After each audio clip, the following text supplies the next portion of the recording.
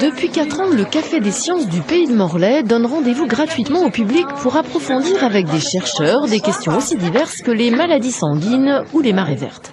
Une formule qui marche au vu de l'affluence dans ce bar-restaurant de Pleyber-Christ. Nous choisissons des conférenciers scientifiques, mais qui savent aussi parler au grand public. Nous voulons toucher des gens qui ne viendraient jamais dans une salle de conférence.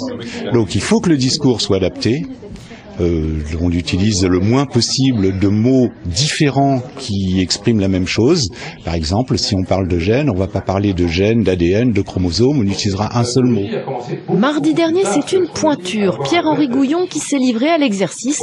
Ingénieur agronome, docteur en génétique, ce professeur au Muséum national d'histoire naturelle a balayé l'histoire de la science des espèces de Darwin aux OGM, en passant par l'eugénisme, avec en point de mire la défense de la biodiversité et de l'éthique.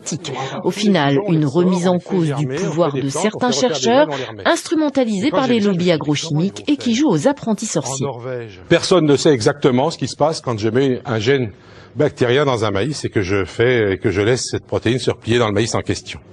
Personne n'a étudié ça. On n'a pas le temps. Il faut avancer, le progrès.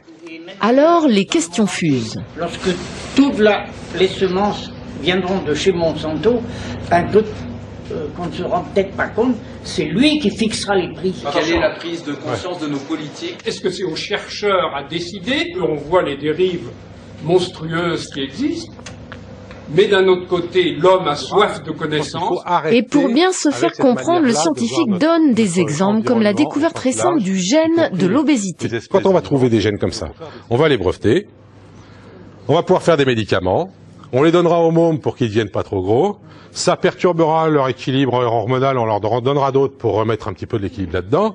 Tout ça, ça fait tourner le commerce, il n'y a pas de problème. Pendant ce temps-là, il y a des chercheurs qui ont montré très clairement que le temps passé devant la télé, par exemple, était un facteur énorme de l'obésité. On a tout compris, ils ont utilisé des mots simples. Il a la vision et du scientifique et du philosophe. Moi, c'est le problème financier, plus terre à terre que le problème philosophique. Beaucoup de mes collègues me disaient, ouais, si on parle des risques liés aux OGM, on va faire peur aux gens. Et il y a beaucoup de gens qui m'ont dit que le fait de voir un scientifique qui s'intéresse aux risques, ça les rassure. Il est minuit passé, le bar va fermer, mais l'on discute toujours dans la rue. La prochaine fois, c'est la fertilité qui sera au menu.